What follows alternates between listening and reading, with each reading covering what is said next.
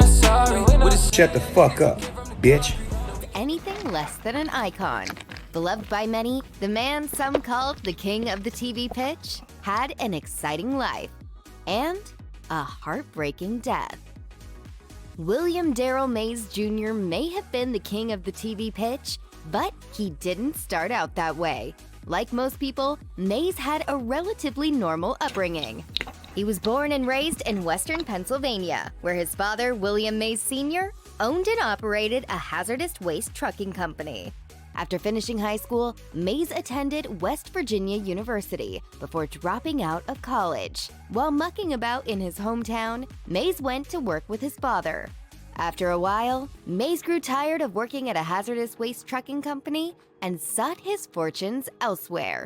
In 1983, he picked up and moved to Atlantic City, New Jersey, alongside a high school buddy of his who moved to Jersey to take a job in sales. After relocating to Atlantic City, Mays followed in his friend's footsteps and got into sales. Mays soon found that he was more than capable of convincing folks to buy whatever he was selling. So, he found employment selling products on the boardwalk. Mays sold everything from Ginsu knives and chamois cloths to mops and cheese graters. He also sold the Washmatic portable washing device and built up his skills while learning from anyone he could find.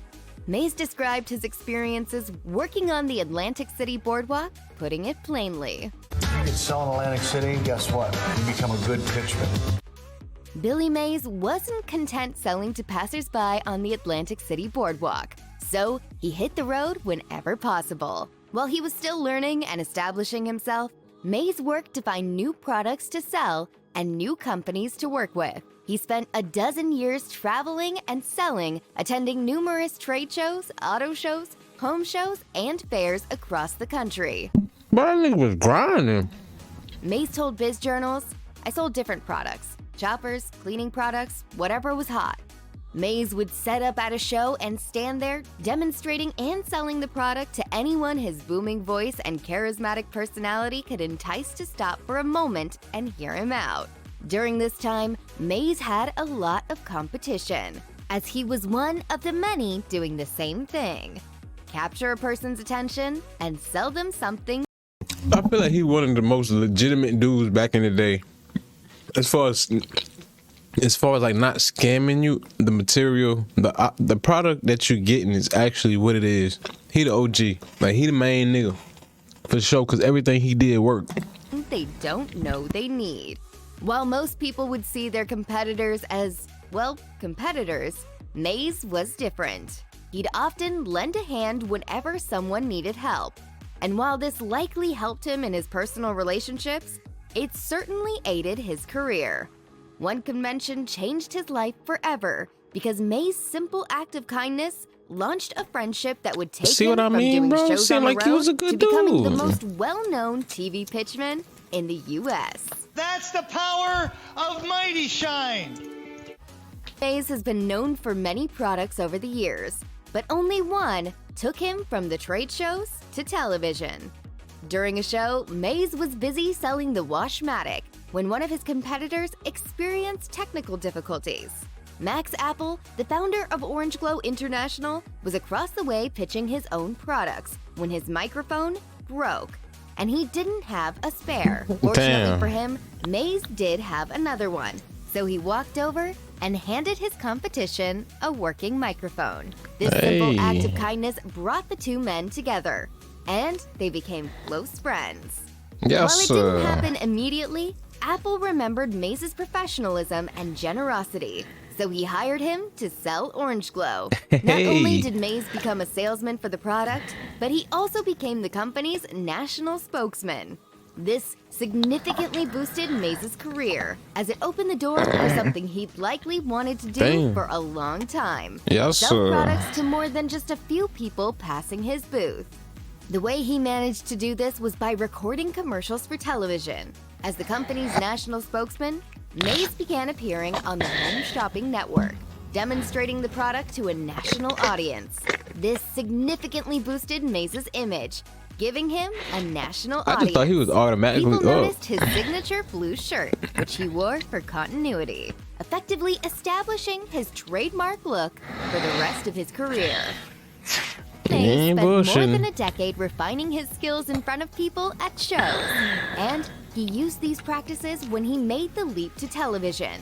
People started to notice Mays, as he always had the same signature look and charismatic approach to selling. So that's, I think a damn show did, bro. That's the crazy thing. On television, and might even have tried one or more of his. If his products wasn't in your crib, because growing up, any nigga crib you went in, they had all of these, like most of these products. But if you ain't see this nigga product or his commercial only on TV, you a nasty son of a bitch. Products. For many Trying years, to tell you, because everything was household cleaning stuff. Mays was ubiquitous, and you couldn't turn on a television in America without seeing him. Hi, Billy Mays here for One Odor. That's a fact, Mays bro. spent several years honing his TV skills, selling all sorts of products Buku on the commercials. Home Shopping Network. While he was successful, it would take another product to launch him into the zeitgeist. OxiClean. In 1994, Mays met Anthony Sullivan, and they worked together at various shows Yeah, I and seen fairs Curl before. for around 5 years before hitting the big time with OxiClean, a product that almost sold itself when demonstrated to a captive audience. Mays and Sullivan captured that audience in 2000 by producing a commercial for the powerful stain remover. Sullivan told People magazine, "That's when the magic happened." Yeah, everybody Mays was remember a that pitchman, shit, boy. and he OxiClean. was proud of it. He was the hardest working man in television. He stood behind every product he sold. Mays confirmed as much, claiming to use them all. That's He tough, elaborated, bro. "All I know he have had to is my use all name them and the bitches." trust that people give me. A product has to do what it says it does on TV. That's a or fact. I won't sell it. That's a When fact, though. Billy That's good Mays shit. began making television commercials, he launched his own production company, Mays Promotions Inc., in Florida. Mays formed the company in 1999 to produce his commercials, and he was No. its exclusive talent. Mays produced various ads with That was himself his as the commercials. on-air talent. Mays Promotions Inc.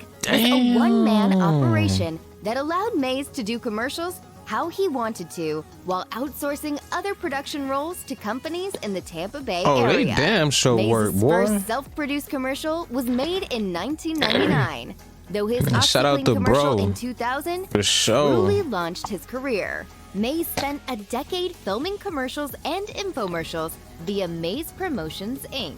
And during this time, he covered most of Orange Glow's products. Mays commercials promoted OxiClean, Orange Clean, Orange Glow, and Kaboom, among others. Kaboom.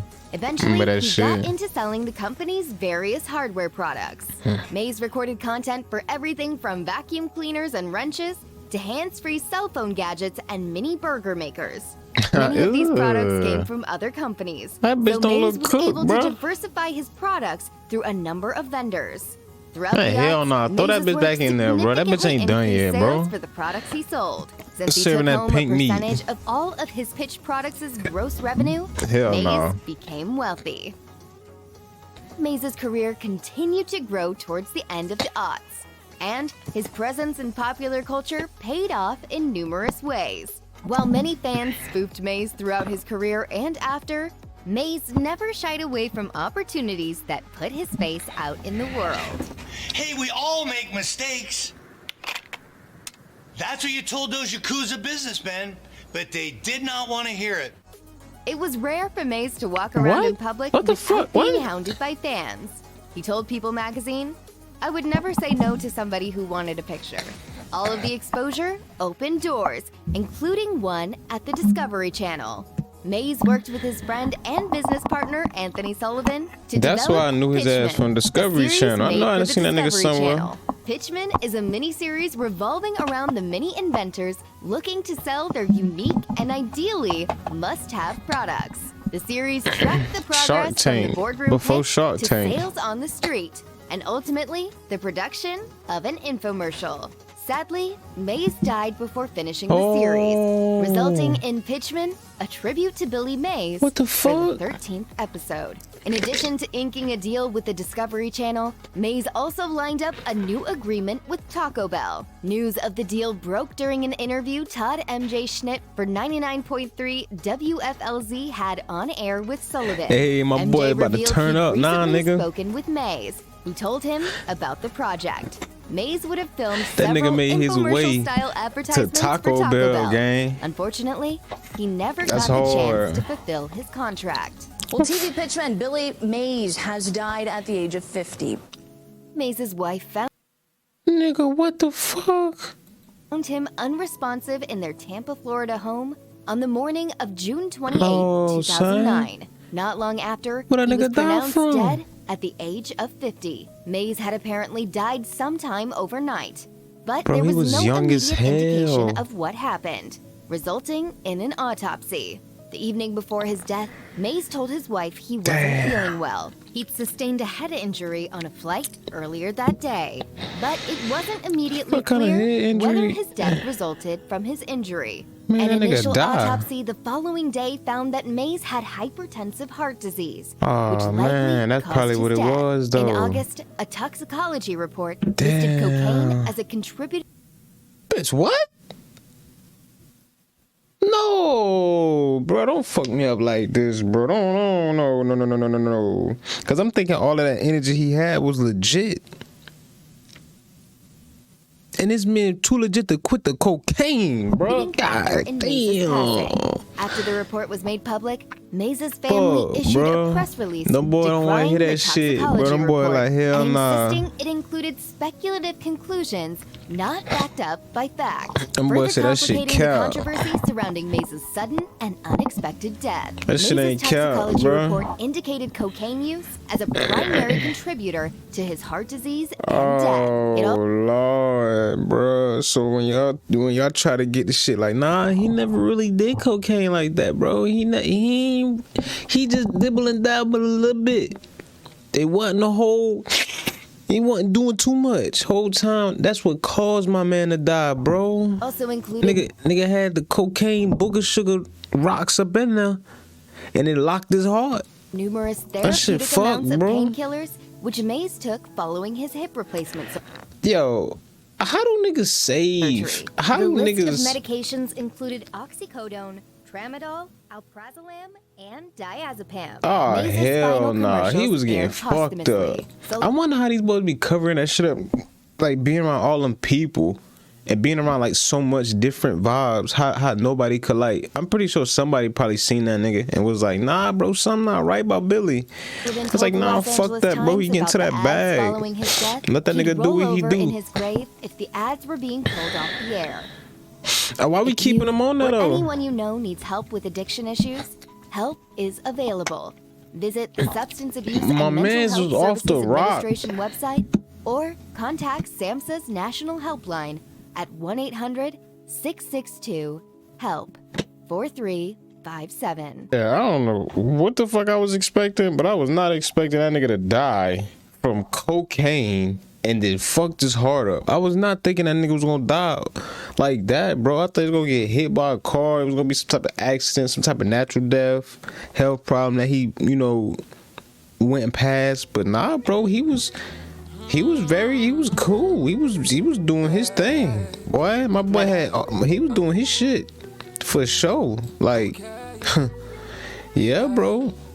That nigga had a great time. We not sorry. We're the same young niggas who came from the concrete. No, we can't go for nothing. They be feeling this shit, so it gotta mean something. And baby, it's too many ways I'm trying to get paid. You know we been up for some days. Sipping this lean for this pain. I'm in the days. Pull me a deuce in my grave.